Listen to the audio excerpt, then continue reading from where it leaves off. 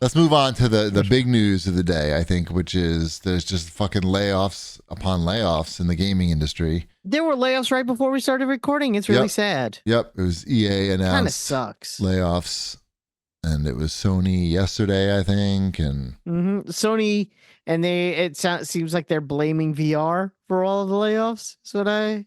No, I mean, nobody thought VR That's how I was read making it. money.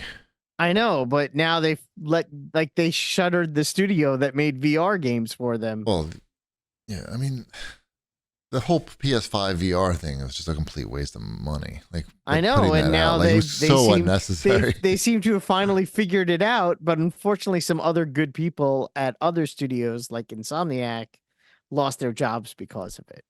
It's like all these companies are downsizing now. Like Microsoft laid off like 14% of their gaming workforce. Like, was it last week or 2 weeks ago? It just seems like all these big companies are doing it. Sucks. And EA Very was sad. today, and it's sad. So what do you think the answer is here? Do you think the answer is, because this has been the discourse, we'll say, that I've been seeing online. Should studios be charging more money for better, bigger games, or should they be making smaller games and charging less money? And there's, examples of both situations. And right now, there's and this from experience, Mr. GPD, that there is a less expensive, smaller game that's out right now that you just bought. Should that be the type of thing that Sony should be focusing on instead of these big idea type things that they may have to charge $100 for? When you look at all these announcements of the layoffs, or I guess they're not announcements, they're like internal memos and updates, you can see like these companies are getting away from these big games, these games that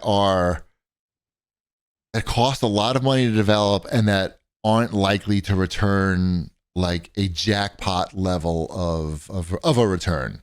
So a game like Harry Potter is the anomaly where it's going to cost a lot of money, but holy fuck, they're not going to sell 5 million copies. They're going to sell 25 million, or I don't even know what they're going to sell. I don't know. These days, I feel like if there's one game like that a year, it's shocking. If there's going to be one Elden Ring, there's going to be one Harry Potter, there's going to be one whatever it might be. They're rare.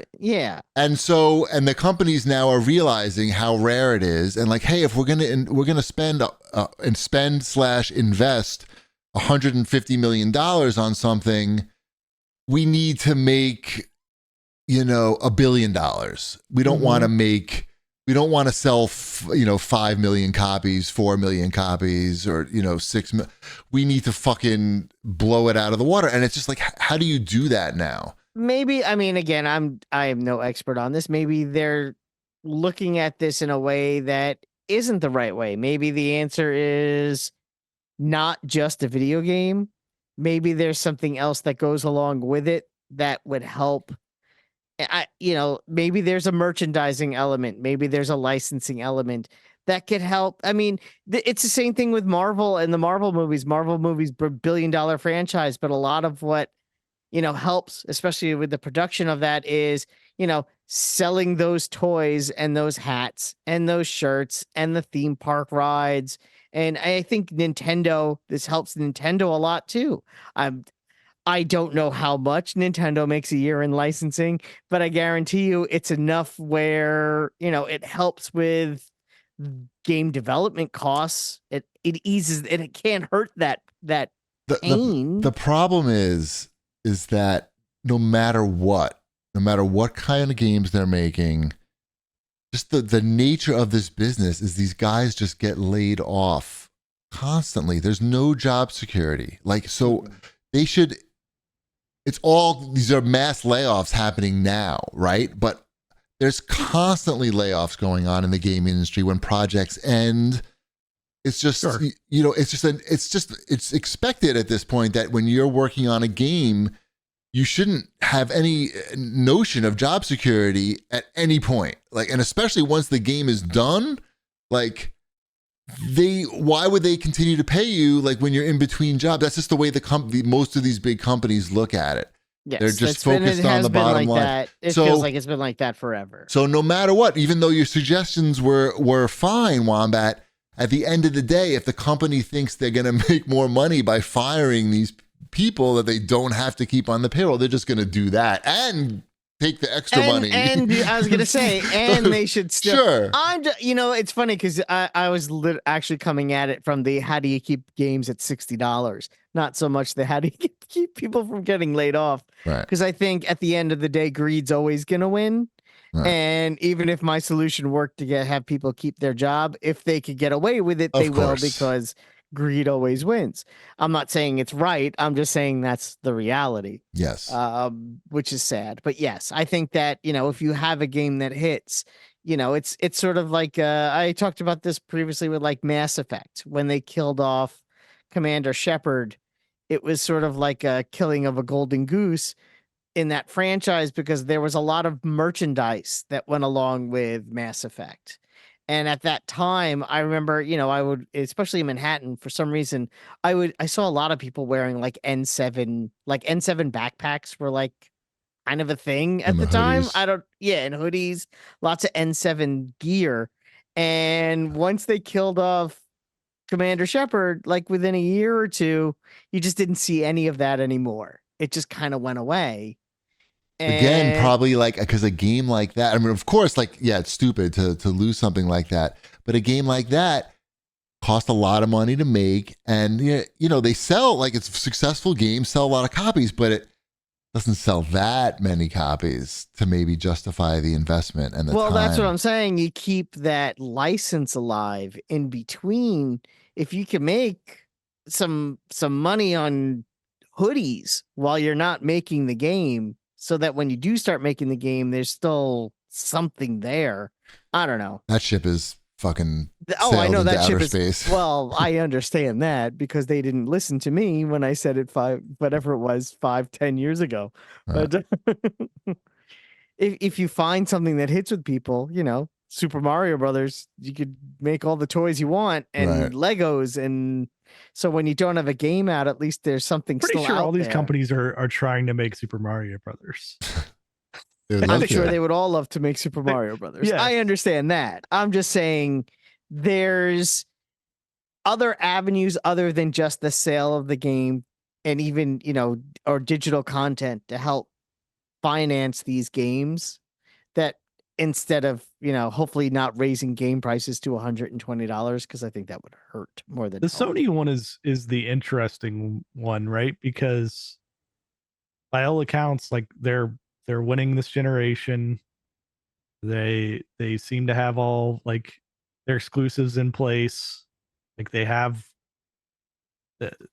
theoretically have the money there, right? To like repurpose and put these people on projects, right? And it's still not enough to where they're like, oh, we can save some money here by laying off these people. Let's just worry about that. We've won this round or whatever. Let's fire these people now. We're going to be working on the next console, and we'll ramp up when we need to. And I think that's how the game business works. I read Jason Schreier's book. By the way, I pre-ordered his new book, which is coming out about about Activision, Blizzard rather. So that should be great. But yeah, the ongoing theme in that book about all the gaming layoffs is that they staff up when they need to and fire everybody when they can save money. It's just a bummer now because these games require so many people to make them. So the amount of layoffs is a staggering number. It's close to 20,000 people in 2024, and it's only February. That's a lot of people. Yeah. That's a lot of people. Yep. And it's scary because you see it and you're like, holy crap, what's going on? Is this indicative of this the is where I economy blame the Fortnite players that are over 200.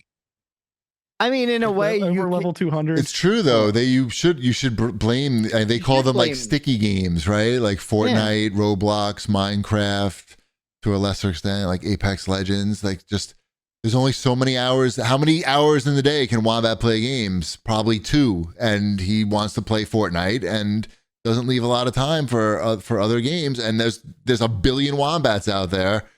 And so these games don't have an audience. These games come out and they can't steal away the audience from Fortnite or from other games like that. And it's really hard to steal someone away from Fortnite. It's probably impossible. If you've really invested in it, if you have, 5 years of battle passes and you're just, and you're in the weeds and you have your regular group of guys that you play with on a weeknight, and it's a good way to kind of, end your day. Trust me, it's the most stress relieving thing I do is play Fortnite with the other Fortnite dads, and we laugh and shoot things and have a good time. And then it's like, all right, that was fun. And talking about the rumors with my son and going over, like, sending each other TikToks of what we've seen of what might be coming up. And then, those are fun things. And other games, especially a new game, isn't going to have that built in. You're invested. Yeah. How do you get all these gamers uninvested inside? You can't. You can't. No. And you can't make more hours in the day.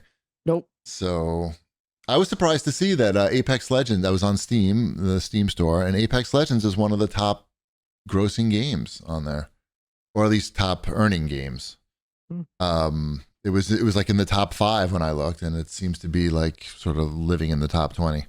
They also, at part of EA's, I guess, layoff announcement news leak, I don't know how we learned about it, but we did learn that the next Battlefield game will have a free Battle Royale component, a free-to-play Battle Royale component that's separate from the main game, which, yeah, I'm surprised that like every game doesn't do that, because it's a good way to make money. And it is, but it isn't. Again, it's what we just talked about. It's a game like Battlefield. They should have had one probably 5 years ago.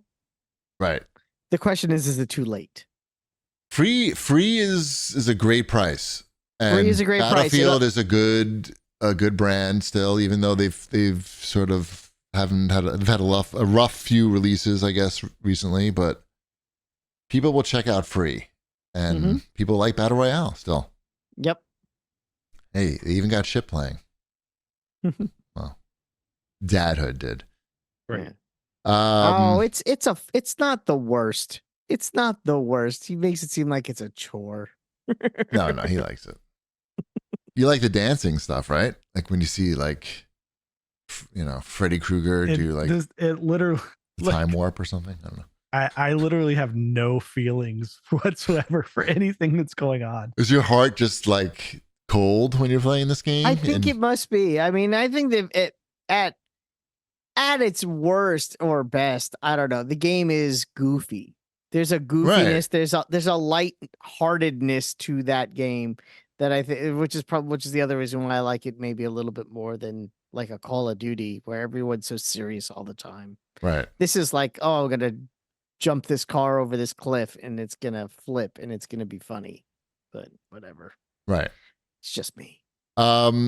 Did you want to talk about this guy's article that he wrote about Jeff Keighley, saying that Jeff Keighley is not a good spokesman for the gaming industry because he doesn't talk about all the layoffs that are going on? That's not Jeff Keighley's job, and it's a stupid article. I agree. Okay. I agree with you 100%. What's the point? What was the point of that? And that I don't think Jeff Keighley sees himself as the spokesperson of the gaming industry. He's not the spokesperson of the gaming industry. He's the spokesperson of the Game Awards and the Summer of Jeff. And I don't think he's ever claimed to be anything other than that. Anything more than that. He's not the man. He's not. He doesn't. Yeah. He doesn't work for the video game unions. I think a lot of the viewers of those shows interpret it to be something other than it is, right? I mean, he's mainly just a spokesperson of games that have not come out yet. Yeah, he's a commercial and guy. that have money and a video. Right. Yeah. Good for him. Which is fine. And he's never said that he's anything other than, he's never represented himself in any other way. Like, yeah, it's stupid article. It's like this guy could be that spokesperson. Yeah, instead of writing an article, be the Jeff Keighley that you want Jeff Keighley to be. Exactly. Be the Jeff Keighley you want to see in the world. Yes. Manifest it.